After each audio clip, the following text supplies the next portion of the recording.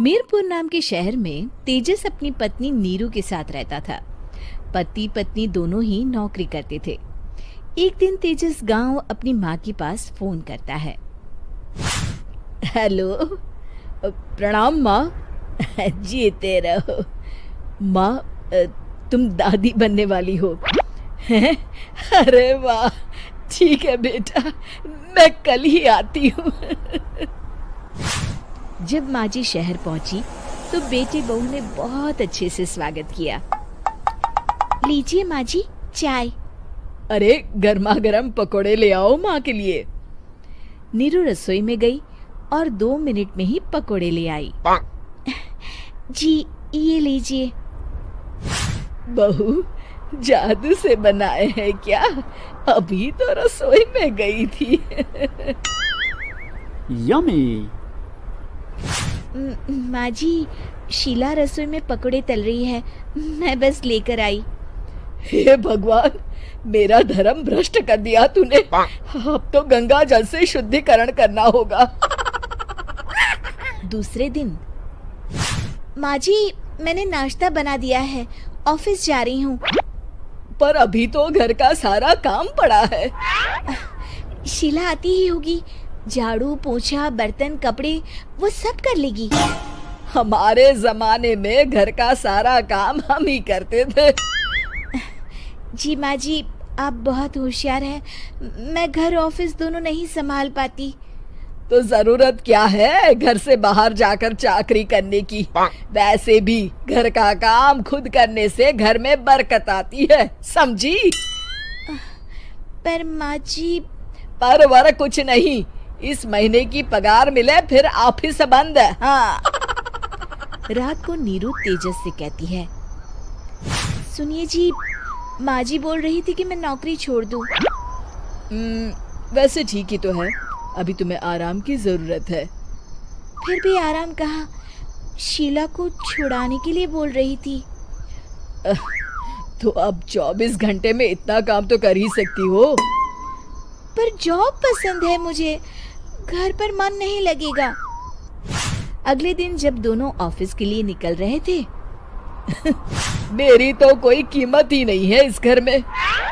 माँ जी, आजकल महंगाई बहुत है, रहन सहन भी बदल गया है, दोनों नौकरी करते हैं तभी ठीक रहता है। अच्छा, तू कहना क्या चाहती है? मेरा बेटा तुझे बिठा के खिला नहीं सकता? तू ही इस घर का खर्च चला रही है, हैं? नहीं माँ जी, मेरा वो मतलब नहीं था। मतलब खूब समझती हूँ, ये बाल धूप में सफेद नहीं किए मैंने। हाँ। अब तो ये रोज का काम हो गया था। तेजस भी रोज की झिकझिक से परेशान हो गया था। एक दिन उसने कहा, नीरू, वैसे भी तुम्हें मैटरनिटी लीव मिलने वाली है, तो अभी से ही छुट्टी ले लो। पर क्या, मेरी सैलरी अच्छी खासी है। आखिर नीरू ने रिजाइन कर दिया। जब बच्चा हुआ तो घर में सब बहुत खुश हुए। कुछ दिनों बाद तेजस फाइल देख रहा था।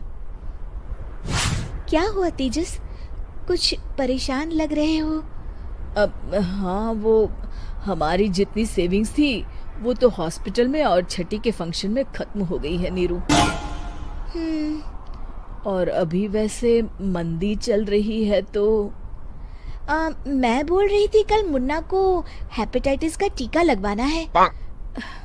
नीरू, क्या पोस्टपोन नहीं कर सकते? नहीं जी, बिल्कुल नहीं। अब तेजस को समझ में आ रहा था कि उससे गलती हुई है। पैसों की कमी का असर घर के माहौल पर भी पड़ रहा था। अगले दिन, बेटा मेरा चश्मा और ये दवाइयाँ ले आना, पर्चा देते हुए माँ जी ने कहा। जी।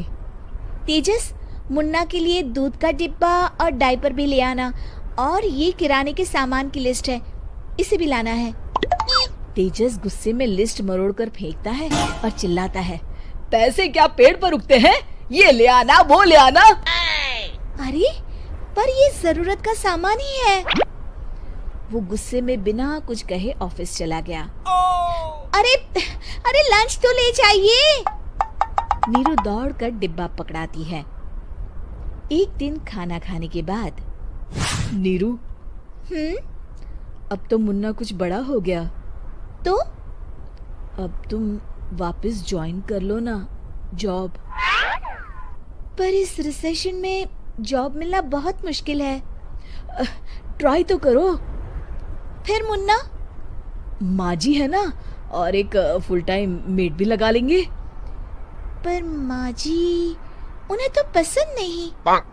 तभी माँ जी वहाँ आ जाती है और प्यार से नीरू के सर पर हाथ फेरते हुए बोलती है, अब मेरी समझ में आ गया बहू, पहले के और अब के समय में अंतर है। तुम काम शुरू करो, मुन्ना की जिम्मेदारी मेरी। मेरी प्यारी माँ जी। ये कहकर नीरू उनके गले लग गई। शिक्षा, परिवर्तन संसार का नियम है, हमें भी समय के साथ चलना चाहिए। उम्मीद है कि आपको हमारी ये कहानी पसंद आई होगी।